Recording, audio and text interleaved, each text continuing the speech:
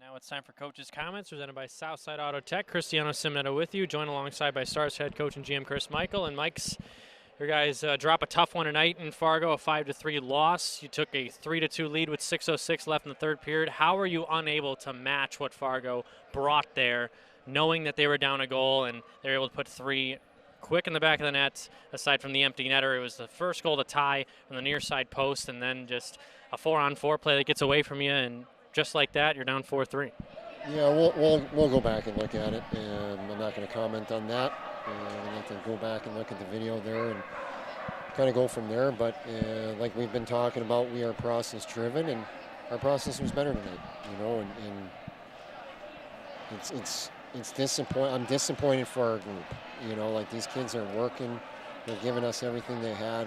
We challenged them. We got after them this morning and this afternoon through our video session, and we talked about it last night. Our process was not good. We called guys out. We challenged everybody in that room, and the guys that played tonight, hey, they responded. And maybe some people don't understand the process and what that means, but these guys do, and that's all that matters to us as a staff. And they're growing pains right now for a young group, and I know I probably sound repetitive and all that, but it's reality. They're an older group over there on the other side, and they did this in Sioux Falls last week. They've learned how to win right now, and we're trying to find that way. And when it's a young group like this, it's going to happen. These things are going to happen. Is it acceptable? No. We're not sitting here accepting it by any means, anything like that. But when they come out and they compete the way they did, they responded to our message. They responded to our challenge. Our power play finally got on the board. Our PK did a great job. Jack O'Leary inserted into the lineup, brought a lot of energy. So there are positives in every negative. So you know what? At the end of the day, nobody hates losing more than me and our staff. But we are process driven. I'm going to say that till I'm blue in the face, and our process was better tonight. A trio of guys that I want to talk about: Gleb Veremyev, Winter Wallace, Noah Laba. On the power play in the third period, you send those guys out. Is that more of a testament to how hard they've worked in this game and then they get rewarded for it? Or maybe the usual power play personnel not necessarily getting it done up front? Because I thought those three were great in every single zone. And how about Noah Laba scoring his first USHL goal? Huge moment for your guys to give yourselves a 3-2 lead. We've talked about it from day one. You are going to get what you deserve. And that's as simple as that. And, at the end of the day, we're building a team. We're building a culture. And that culture is based on accountability, integrity, and communication. And the accountability piece, that starts with me. I have to hold everybody accountable from top down. And, our owner holds me accountable, and it goes downhill like that. And, our power play has struggled. It's no secret. Everybody knows that. And, if you go back and watch them play, they deserved it, and we actually put them out in the second period, and we almost scored. I mean, pucks on the goal line, there was a scrum there. Jack came in, he took exception of a couple of cheap shots that Noah was receiving, so he came in, and, he took us off the power play there. We're 4-on-4, but you know what? That's fine. Like, those aren't penalties we're ever going to be upset about. When guys are standing up for each other, and brothers are standing up for each other and not allowing anything to come in between us, and nobody's going to pick on us. Like, hey, we accept that. So we had talked about it between the second and third. We told them if we're going to get another power play, you guys deserve to go out. So go out and make a play. And you know what? Credit to them. I couldn't be more proud of those three young men. And talk about young guys. Like, they're 2 03s and an 02. They're playing against a bunch of 00s and 01s. They're 2-3 years older than them. And arguably, they might have been the best line on the ice at stretches in that game. So we couldn't be more proud of those three guys. It's a huge step for us. And if we can build that depth up front where we have now 4 lines going. And listen, there were guys that weren't in our lineup tonight that could very well be big-time players in this league too. So our depth is coming. Guys are learning. Guys are getting better. We are getting better.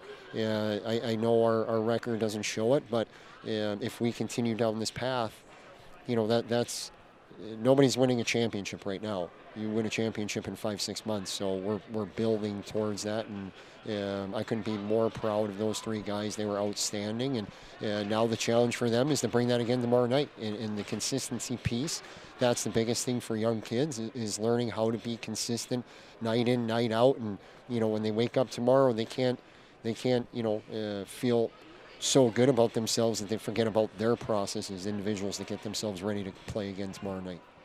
One guy you infused in the lineup tonight, Jack O'Leary, you mentioned him earlier, a power play goal, an assist, and you mentioned it standing up for Noah Laba after that power play 10 seconds in when he takes a cross-checking minor, but I said the same thing about that. That's a smart play from Jack to stand up for his guys. So you get him. He's supposed to be at Cornell. Unfortunate circumstances, and he makes the most of it tonight in his first game as a Lincoln Star.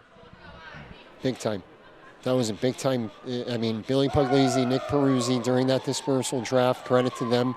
In the fourth round there, we decided to take a chance, and we understand the pandemic and the world that we're living in, and we kind of had that feeling if anybody were to cancel their season, it would be the Ivy Leagues. And, Nick had coached against Jack for a couple of years now when he was in Cedar Rapids, and, we saw him 4 times, and he was a guy that just always... He always stood out. He's not the biggest guy on the ice, but boy, does he play like he is. And I have a very, very sneaky feeling that he is going to be a fan favorite in the ice box when we finally get to play at home. But I truly believe that our fans are going to absolutely love this kid just as much as we do. He's been here probably a week now. He's been here a week. He's verbal on the bench. He's just a natural-born leader, and he's been through the rigors of this league for 2 years. So infusing him, not only does that help us offensively or on the PK or on the power play or anything like that, the biggest thing he brings is that leadership quality. And to hear him talking to those young guys and helping them through it, it's a big-time get for us, and we're happy with him. We couldn't be happier that he's here. One last question for you, Mikes. Amidst all this frustration you guys are feeling right now, how can you turn the page? Because there's still 2 points up for grabs tomorrow in Fargo, where you can come out of this 3-game series, the big win, and take that momentum into Des Moines next week. What's it going to take?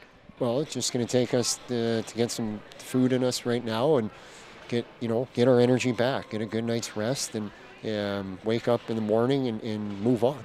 Tomorrow's a brand new day.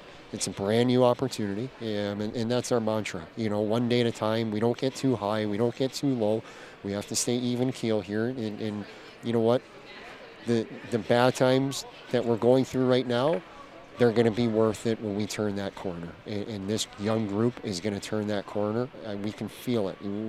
Coming into this building, you're down a goal going to the third. Last night, we didn't really generate much down the goal in going into the third period. And then all of a sudden on the flip side tonight, we find ourselves with the lead with 6 minutes left. So, you know what? We're going to wake up tomorrow morning. The staff is going to be at it all night dissecting that video and seeing how we can get better, what areas we need to address, and we'll address them in the morning. We're probably going to challenge them again because, like I said, it's a brand new day, and that's how we do, and it's one day at a time here, and we're going to continue to get better and better, and they're competitors. Nobody likes to lose, so they're going to be playing for a lot tomorrow night. I know Fargo is going to be playing a lot. They want to sweep us. They want to, get 6 points and separate themselves from us in the standings, but it's up to us now, and we'll be better tomorrow night.